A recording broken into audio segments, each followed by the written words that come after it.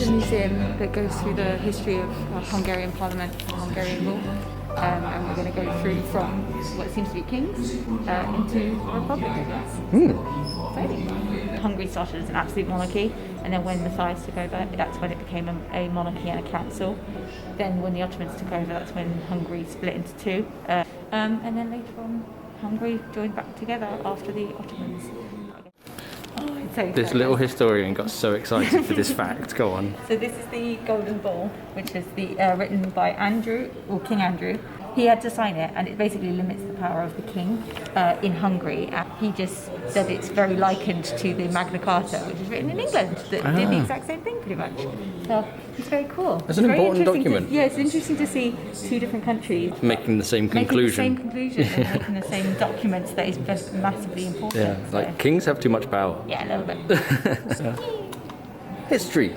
It's very interesting to see the history go from basically a king who makes all the decisions, then a council of people that makes decisions, and then obviously lots of arguing over who makes the decisions, and then still lots of arguing through the estates of wealthy people, and then it changed to people with knowledge and stuff. So after medieval and the Ottoman rule, it was then the Habsburgs, so the Austro-Hungarian Empire, that took over, but Hungarian districts ruled against it, and that's where the War of Independence happened. And they wanted to be independent from the Habsburg Empire, that they would still be able to rule themselves as well as be a part of the Habsburg Empire. Was that all the estates? The estates, yeah. So that's where the two sections of government, so there's the estates, there's the people, and then there's the nobility and the king. It kept changing to encourage more democracy and more voices of Hungarian people in the regions. In the 1800s was a period of, again, another fight and battle for independence. So there was this constant back and forth of fighting for independence and then a compromise with the parliament. And this ended in 1848 with, again, another compromise that in internal affairs and for Hungary had its own parliament, and internal affairs was everything to do independently for Hungary. But everything for foreign affairs, its army and its international relations was still aligned with Austria. This then leads up to the First World War, where international relations and stuff played a very important role. So it's really interesting that that's where it led to. Hungary were occupied by the Nazis throughout the Second World War. And then at the end of the war, Hungary was liberated by the Soviets, and therefore any attempt at the end of the war to get another political system put back together was thwarted by the Communist Party and the armed Soviets that worked behind them. By 1949, Hungary was completely communist. It was at the end of the war in 1945 that Hungary actually awarded universal vote and universal right to vote and stuff like that. A lot of really key laws that made representation in Parliament a lot more accessible for people. And then immediately after that, that's when the communists took over. It's important to distinguish the two very types of history. So this is very clinical political history, and there's another museum which we're probably not going to have time to get to, which is the House of Terror, which I know, after research, looks at the very personal effect of the communist rule and the Nazi rule of Hungary on the people. And that is very much more a personal element and social element of history. And it's important to realise that this can come off as very cold in facts and dates and stats, whereas it's a part of history that I do find very, very important, is looking at the social side of it. That's why I really like how it affected everyday people. How it affected everyday people and how oppressive and horrible it was, and why the drive to revolution, which is the part that we're going to get to now, which is exciting. The drive for revolution and people actually speaking out against stuff like that. Yeah. History. Communist rule, or at least the one-party system, took over for 40 years, and there was only one attempt to get rid of it, and we learned about that when we were in the castle, which was the 1956 rebellion. Ultimately, it wasn't immediately successful. It is that the people of Hungary remember and ultimately gain independence from communism in the 90s and the 80s. So very late 80s, wasn't it? Yeah, like similar. It's very, very similar to when we were in Prague. The wave of rebellion, or the wave of revolution, that swept Eastern Europe. Yay! You look very dramatic. It's a bit chilly today, isn't it? See you in a minute. Or see you constantly while we walk around the bridge and then that side. Last time. Is it slippy? It was a bit slippy. I mean, it's just made of metal, isn't it? Oh god. At least it's not wet. What's he looking at? Where's he looking at? We're gonna fall on our ass now. Spooky tunnel! Nope. Not today, Satan.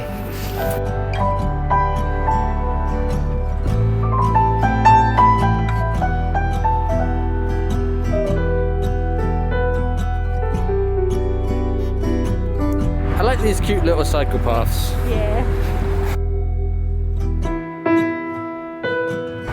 Such a sad bus.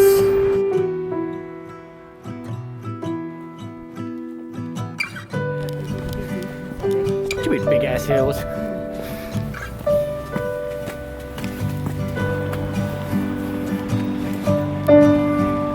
Fisherman's Bastion! So many steps. It's fine though. Beautiful. It was beautiful. We're going to the labyrinth now, but it's funny to walk past all these lovely things that we've already done before and just be like, oh, that's nice. We're having a wander, just mopping up the last bits today, aren't we? Maybe treat ourselves to a coffee or something? Magnet. Or magnet?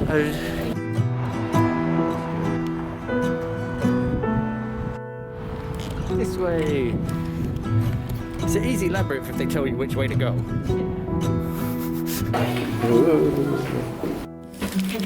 Going underground. Okay, we'll do it. He's dressed in costumes from the wardrobe of the Hungarian State Opera House. Scenes are decorated with using props from the ballet. That's cool, thanks.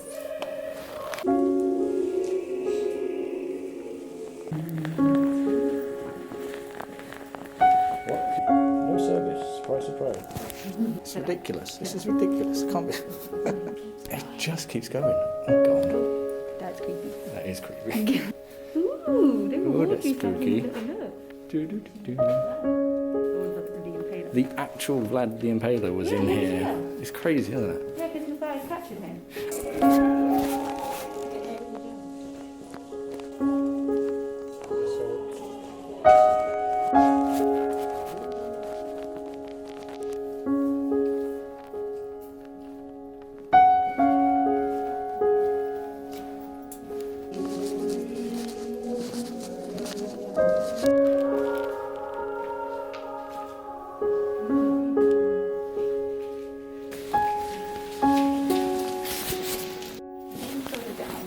Yeah, like we're going down.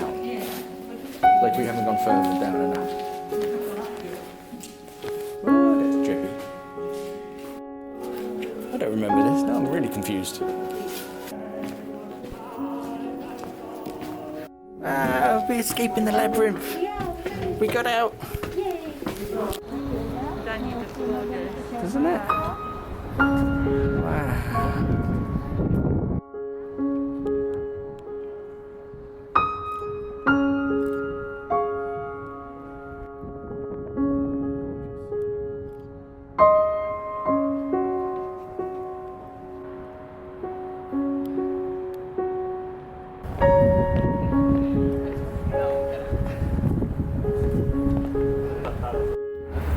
Big old steps. So many steps. Oh, it's very pretty. Steps with a view. It's nice. A bit windy today. Oh, spoiled for choice. I do like how tacky some of these are. Right, back near our hotel again, St. Stephen's. Who we found out popularized or brought Christianity here. So that's why he's got a church. Need your pocket money. Thanks. Don't spend it all at once.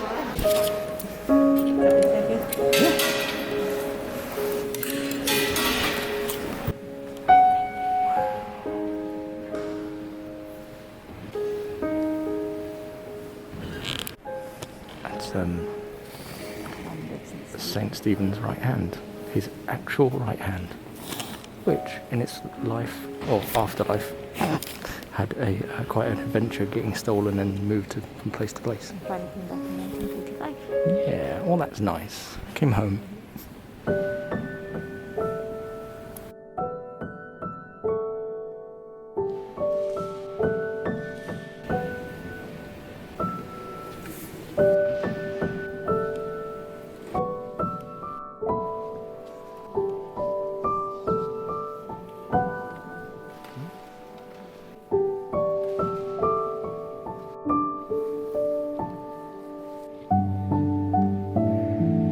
That is an organ.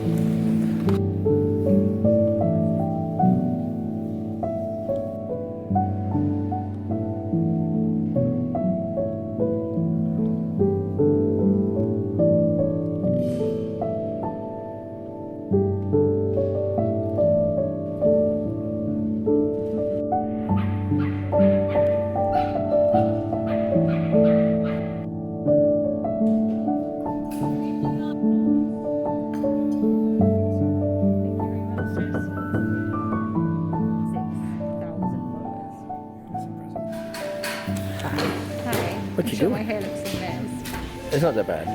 It was very windy. It's not it's not bad as it could be. We come back to our hotel to pick up our bags and also just have a little bit of a sit, feet off robbing. Yes, lots of walking today. Feet.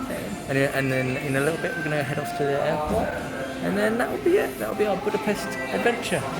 Bit of montage, some relaxing and then flying off. Hey, you ready for a montage? I guess so. Let's do it.